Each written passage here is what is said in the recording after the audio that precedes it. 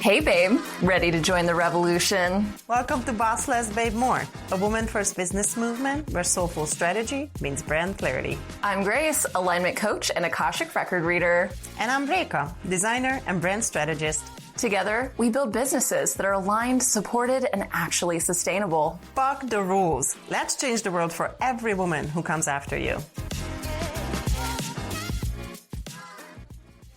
Hey babes, welcome back to another episode. We're super stoked to be here, back doing weekly episodes. So thank you so much for following along. If you have watched our past couple episodes, then you know that we have gone through a great experiment and that we have come out on the other side of it with some shifts that we have been making in the structure of how we do our podcast and how we operate things on the back end of Boss Less Babe More. We're wanting to share with you about like our business processes and what we're doing in our own separate businesses, what things are looking like, the challenges that we're going through, and also how we are course correcting. So, Réka, I'm curious for you, what's been happening this past week with Paper Réka? Well, firstly, hi guys. Secondly, thank you for this beautiful question. We had many conversations even before the great experiment, but I actually think it was back in the fall, sometime in November, when you said, it feels out of integrity to be talking about bossing less when we are bossing so hard. And I remember that hitting me like a ton of bricks as a holy fucking shit, I'm a fraud. And it's not because I'm trying to deceive anybody or trying to be, a fucking poser or something. But there was something in me like, oh my gosh, you're right. Like that's our philosophy. That's what we're trying to do. I can babe more, but I'm also bossing more. And then I think I alluded to this last week, but the frequency I'm trying to allow in my life more, which is freedom, cannot come from less freedom. And this is so silly just to even say it out loud publicly, but it's like the freedom will come from more freedom. So I'm trying to drop things. And by dropping them, I mean really intentionally see what can fall away. Some things, of course, always naturally, you're just not putting that much energy into it and it falls away. But what is the thing that I can intentionally put time into? And then what is the thing I'm deciding to either pause or not do or just observe for a second? And it is already bringing so much freedom. It's very, very interesting. So I was saying this to you earlier. I'm sitting outside now to work, and it's not an office setup, but it's been super freeing. And then today we had a business strategy session where just a couple of things or identities or certain things that I've been holding on to, just shedding light on how that's actually a block for me, has been extremely eye-opening. So what I'm noticing is that for Paper Réka to get bigger and bolder and better, I actually have to do less. And that sounds extremely counterintuitive. And I think that sounds counterintuitive for a business owner. Like, I'm a one-stop shop. Like, you email me, you talk to me, you get the files from me. Like, there's no other person that works on anything. And you would think that you would want more people or more things to be more in flow, but really working with you and working with the Akashic records, it's kind of highlighting that. I mean, let's just name the elephant in the room. One of my biggest going through the systems work with you, one of the biggest problem areas is contributors, which is me. I'm contributing to this business in a misaligned way. So how often do we think like, oh, I got to shift this in the business or that in the business, when it's actually like, I just need to, there's one particular thing we talked about, the brand audit that I want to offer in my business, but I'm just not doing it. I'm the contributor, not contributing to the thing that I said I would do, or the thing that I really intentionally designed and structured. And then you're in the record looking at it like, no, that's fucking aligned. Like everything. So what seems to be the problem? It's like you are the problem, not doing the thing. And I think we forget that sometimes. It's like, oh, I got to create a new thing, a new idea, and even if it's brilliant and perfect, that's not what needs to happen. You need to talk about it, or you need to advertise it, or you need to invite people. This call to actions, it sounds so boring. Like, okay, what's your call to action? But what is your call to action? Like, amazing. This brand audit exists. And I can give this value to people to look at their stuff for 90 minutes, really like hash out what is working, not working, and get immediate feedback on it. But if I'm not telling people that it exists, then how can they come to me for that, right? So every time we work together and work on something, it's like, oh, yeah, duh. Like, of course. And it's almost embarrassing, like, how do I not know that? I run a business. I know how to do a lot of things. I help people with businesses and branding, but it doesn't mean that you know how to get out of your own way. Mm-hmm.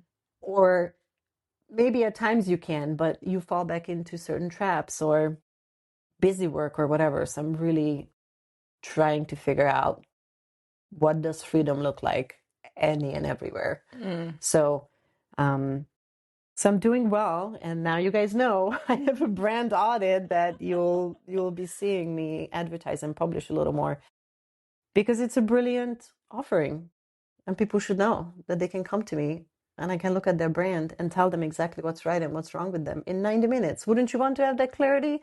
Push the easy button. Yeah. So why am I not telling people this? I don't know. So fear, whatever, rejection, not enough, blah blah blah, all the garbage that comes up. But it's been going really well. So I'm excited to be in the space of podcasting and talking about our stuff, and still talking about the branding and the entrepreneurship thing, but from the paper Réka lens of like, I have an established business, I have clients, everything is quote unquote fine, right? And there's always things that you can tweak, and there's always things you can bring more awareness to your business, and kind of watch yourself. What are the things that trip you up? What are the things that you are not so confident on? What are the underlying issues? Who are your contributors? Like, looking at yourself truly, like, what is it that's holding you back? Like, why are you not talking about it? What is the money mindset behind it? What is whatever scenarios we all have, right? So I'm excited to be talking about our businesses, and in that, talk about how we are still on the trajectory of bossing less and babying more. Like, Mm-hmm. it all feels really aligned and really easy, and I think those are the things that feed into freedom for me. So Amazing. Yeah, mhm. you touched on so many points there, and one that I think is important to touch back on would be that you're so right. We sometimes feel like, well, this thing in my business, I need to shift and tweak, but in reality, like, who are you being outside of your business? Because all of that will come into play in your business. We're not separate. Your personal life and your business life are not actually separate. And so, like, for you, some of it is stuff that's showing up from your personal life that Mhm. is actually blocking the flow, right? Yeah. So, I mean, sometimes we actually have to pull ourselves back whenever we're so deep in the narrative of I'm an entrepreneur or a solopreneur, and really reevaluate, well, what other hats are you wearing and how are you playing out those roles, either Mhm. with other people or society at large, or Uh-huh. so. Yeah, just a really, really interesting perspective whenever we're going into business. It's not just about how you do business, it's about how you do life itself. Mhm. So really cool. Thanks for being willing also to go down the rabbit hole with Yeah. me on it. And I love also how you were talking about how it's like, oh, duh. Yeah. I know this already. Why am I not doing it? And Mhm. honestly, that is what I notice a lot of times whenever I read for businesses. There's just things that we're holding ourselves back on, and we know that we need to be doing the thing, but there's a disconnect between the knowing that we need to be doing it and then the actual taking action towards Mhm. creating that thing. So yes, I think there's a lot of disconnect there for a lot of entrepreneurs. We have our brilliance in what we're doing, but maybe we don't feel quite as brilliant in the business aspects of implementation. For sure. And I think also as a society that values this hustle culture, entrepreneurship mentality, like the startup life that have been displayed in so many movies in these fun ways of like you go here and there's a ping pong table and unlimited snacks and at Google you can whatever and it's like okay at what cost? So like you create this microcosm of what that business life is or what entrepreneurship is, and then you have either shut out your family and friends and everybody and you're in your own little trajectory and like maybe you're doing amazing but no other contacts or relationships or other things get fulfilled, or you're working all the time and you can't take a single freaking day off, or like you work yourself to the bone and then you end up, I mean, I have so many friends who have gone through serious medical things because that's what their business brought up.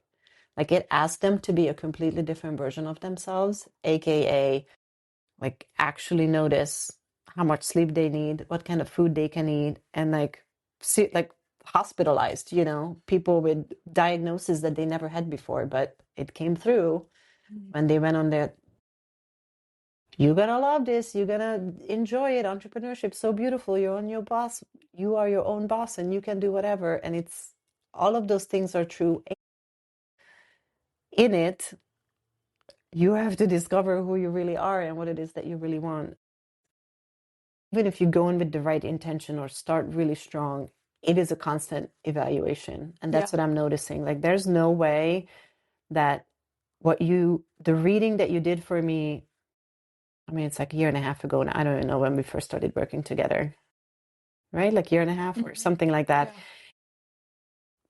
What was a huge shift for me then was perfect for where Paper Réka was at that point. And what we are tweaking now, it's something different or more nuanced, but it's still a constant evaluation. It's just like a never ending thing. And you're peeling those onion layers more and more. So it's also exciting to see a couple of the things shift in place, right? Like certain, my marketing percentage is maybe not that high, but products and services are the most aligned they have been, right? Like I have figured out what are the exact things that I want to offer and how it is best worded and what is the best price point for it.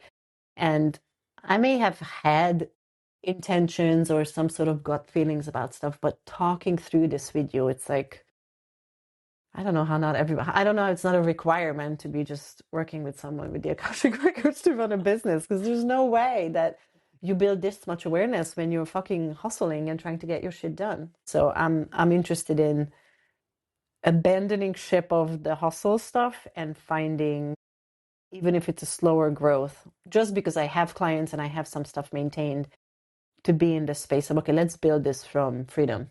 Let's truly build this from freedom Yeah. versus I have this desire. So when I said that my frequency was freedom, I meant it and I still mean it, but it has now shifted. Like it, freedom doesn't come from the top down. Like it has to be from the bottom up, which I think maybe I understood at the beginning, but now I'm like, oh. It's so interesting whenever we start doing frequency work because, like, we can conceptually understand it, but then as you start implementing it, as you start doing it, and as you start living it, you experientially start to understand it more. And that's where I feel like you are getting like that deeper level of like, oh, it doesn't come from the top up. It is the foundational structure on which everything is built. Mm-hmm. So that's a completely different paradigm shift of like, how do I start this? How do I continue it? And how do I end it? All Mm-hmm. for the sake of freedom, all for the sake of that one very specific frequency. So, I mean, that's huge. And it is a tightrope walk. Uh-huh. It is a tightrope walk. You like, because anything that's not freedom is not freedom. Right. Right. Like, so you're going to be building with something else Mm-hmm. if you're making choices out of Mm-hmm. anything but Mm-hmm. freedom. So this is also where we need to kind of take ourselves out of this societally accepted narrative of right or wrong, Mm-hmm. because it's not about what's right or wrong. Or like if somebody tells you that they've figured out the exact formula to consistently making six figures. Well, yeah, but like, is that congruent? Mm-hmm. Maybe it's congruent for them, is it congruent Yeah. for everybody? And like maybe they're okay with not sleeping or not eating well or not being able to take vacations whenever they want to. Maybe they're okay with being glued to their laptop, but are you? Hmm. So, and like maybe that really works for some people. Like some Yeah. people are really like they're okay with being in that and it aligns to them to be in that. But Hmm. that's not for everybody. And so we kind of have to realize that every business is different, every brand is different, every entrepreneur is different. Hmm. And so alignment and the strategic way that you do your business logically will have to be different. Yeah. So if you're listening to this, you are a unicorn and nobody else can do Yeah. business like you can. Yeah. Even if there's a gazillion other people and the market is saturated and they're all doing the same thing you are, they cannot do it the same way that you Hmm. can uniquely and brilliantly do it. Hmm. So Yeah. it's very cool. It's very It is. exciting. It is. So, And I'm just so thankful for your insights. It's wild. It's wild how much of this is like super obvious when we talk about it and how accessible it is, yet really hard to see. Like it's all there, super simple, like, oh yeah, duh. And it's like, oh, yeah. that's all. Okay, that's all it takes. And the shifts too, like, because now we've done this a couple of times, like watching the shifts of like something increasing or decreasing, like you can see, like if I've taken action in these, like the products and services is a great example of it wasn't really, I was pretty clear on what I was offering, but it wasn't really clearly stated on the website. It wasn't really cleaned up. It didn't have like the exact price points that I wanted to attach to it. And now that's that on there, it's like, of course, it's 100% in alignment to my intentions. Like, yeah, And it because I feels good, clarified it and right? it feels great. Like, okay, I don't need to dilly dally with any of it. I don't need to rethink it. Because that's the other thing. I think there is this moment of entrepreneurship where it feels easy. We're like, oh, we must be doing something wrong. Yeah. And I think it's such, I don't, some of it for sure is part of my upbringing. And I don't know if it's, if you feel that way too, but there's this undercurrent of this is supposed to be hard. You have to work really hard at it. You have to do the blood, sweat, and tears. And I would be so proud of that. Just grit your teeth together and do it that way. And it's like, that has nothing to do with freedom. Like Mhm. gritting my teeth together and grinding more and hustling more and staying up all night is not freedom. Like maybe there's a project that you got to see through and there's a certain deadline. It's like, I understand that there's tiny phases in life, but it has to be like a small cycle and a short thing. Like I'm getting this thing done and then I'm enjoying it because I'm bringing it. But even that building now, I feel like I have to attach more freedom to it. The Mhm. building of it has to be more free. So I'll give one more example, but I was super gung ho about creating a workbook for Amazon as a digital book, a digital workbook that is all of my handouts that I give to clients. And it is a fucking massive document at this point. And depending on who I work with and how I work with them, some pages get printed for them or whatever, but it's always like it just lives in a computer file. And I thought it will make so much sense to sell that. I want evergreen income because that's freedom. And then you and I sat down whenever and you said, does this even feel like freedom? Like you're not a content creator, you're not necessarily a writer, like not a communication center. This is not really your zone of genius. And it's like, yeah, it is fucking taking me forever to get this. A lot of the stuff is written and is there, but to be really like buttoned up and how I wanted, it was kind of a struggle. And then you're like, just don't do it that way. Have it be part of your course. And that comment alone gave me so much permission that I ended up writing a bunch more last week that just felt really free. Like, oh, yeah, I don't have to attach. So even if sometimes you lock onto something and think it's the right item, it may not necessarily be the wrong item, but it feels really hard and hard to get through. Something about it is off and is out of alignment. I think those are some of the first cool signs of like, am I overdoing this for some reason? Fear of rejection, some sort of thing I'm clamoring for, recognition, whatever, right? Versus the the thing makes sense. It is basically my body of work over a decade, like 15 plus years at this point of books and conferences and reading and knowledge and working for different people and mentors and programs and schooling where It's brilliantly put together by me, and it can only be organized and structured in this way, put together by me, but it just doesn't need to be a workbook, and I don't need to sell it for 19.99 on Amazon, you know? I can sell it as part of my course, and perfect. It just didn't need to be birthed in that way, and so much freedom around that.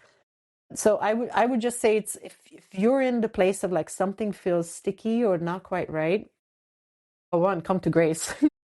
Hi. Talk to her and have your business analyzed.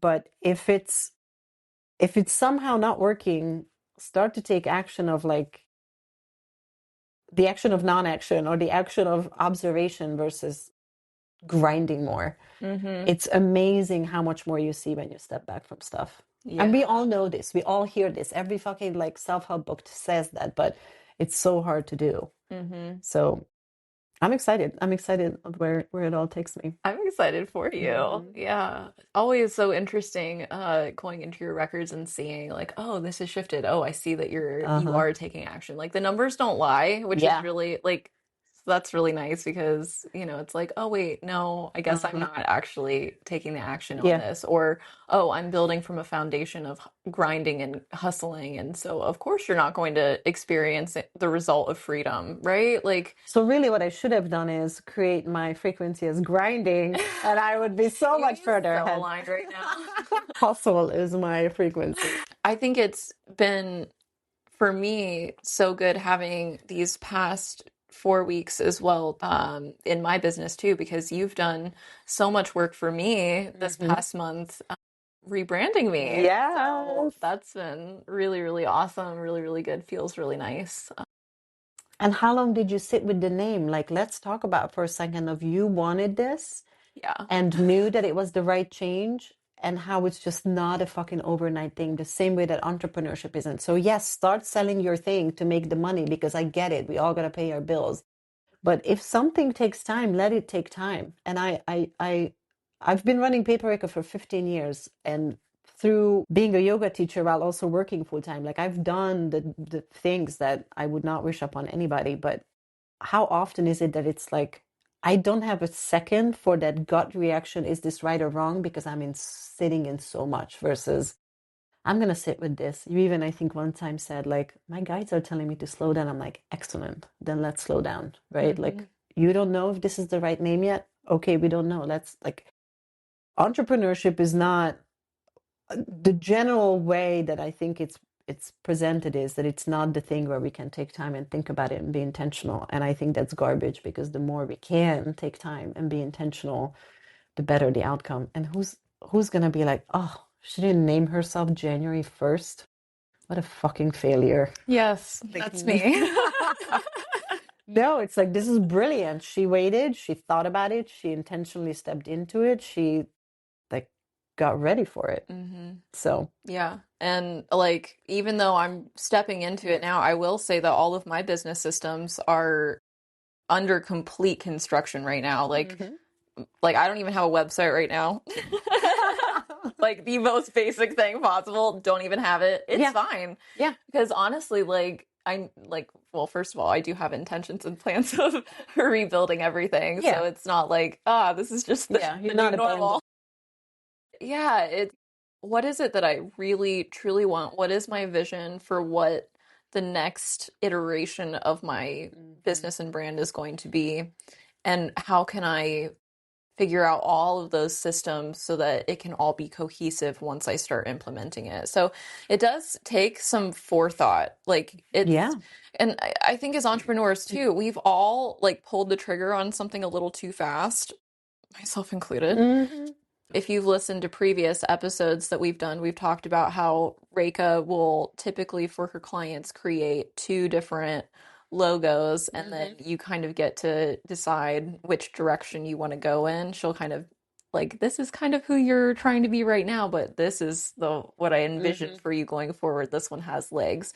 And so like you had the two for me, Hmm. and then we tried to do a Franken design, and Hmm. then it didn't work out very well, which is funny because like we've literally talked about on this podcast that typically those Clients want a Franken Franklin designs design. do not work. Hmm. And so we ended up going in a little bit of another direction, and it was just so nice. Like being like, honestly, I don't love how this is going. Do you think we could do something different? And you're like, absolutely. Mm-hmm. Let's play with it. And then you came up with this really incredible design that I'm like, "Oh my God, this Mm-hmm. really does feel like me." And I think what you called it was this is the grown-up version of Mm-hmm. your brand, and I really felt that. I was like, am I even grown up enough to have Yeah. this brand? I really can see Mm-hmm. the bigger picture now, and honestly, like it was just so nice being able to go through it with you. And yes, I did absolutely hit a wall at one point where I was Yeah. like, Réka, I think we need to stop for just a Yeah. moment because I don't know where I am. I don't know Uh-huh. where I'm going. Uh-huh. And you just flowed with me on that. Yeah. So it was really nice. It felt very collaborative. And if maybe something isn't quite feeling right in your brand, but you don't know what it is, I highly recommend, highly, highly, highly recommend you do the brand audit with Réka because Mm-hmm. oh my gosh, just to like she will cut you to the quick a little bit. Yeah, I was gonna say it's maybe it's slightly bit of a tense 90 minutes, but for sure, like I will absolutely give you the most straightforward, honest, no dilly-dally. Like this sucks, this is brilliant, this is great. Why aren't you not talking about this? Yeah. And also you salvaged things Yeah. from my previous brand. So like I didn't feel like you were just like killing my baby, you know? Yeah. Like it wasn't okay, let's throw the everything out the window.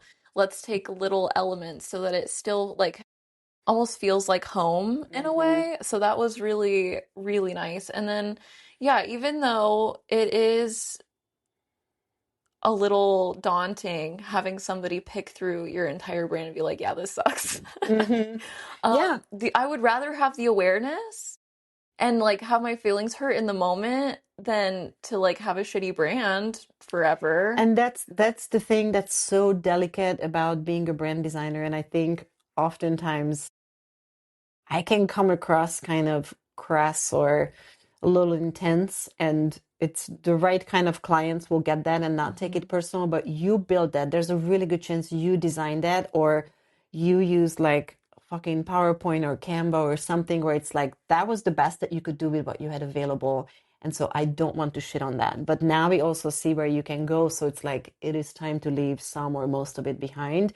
And it's a delicate conversation because, yeah, of course, it was brilliant and served you well. But if you're here, you already know that all of these Hmm. elements are not all working together. But I think yours, especially, there's still a lot of softness. There's still colors in there. There's still even the textures, while they're more geometric, they still speak to some of that softer thing that you were not even like not ready to let go. You didn't have to let go of. Like it was Hmm. still very much part of your part of your branding. But yeah, the brand audit in that sense can be intimidating, and I would feel the same way if I was on the other side. It's not something you know how to do, and then it is basically a criticism of your business. So it's the Yeah. same thing like sitting down with you to Yes. talk about my business and talk about my financial intentions and tell you how much money I did make or didn't make. Like that feels uncomfortable, or there's shame around it, or there's like, but I'm there to get better. I'm there, the same way you go to the doctor, like I have this infection, I'm gonna need some medicine because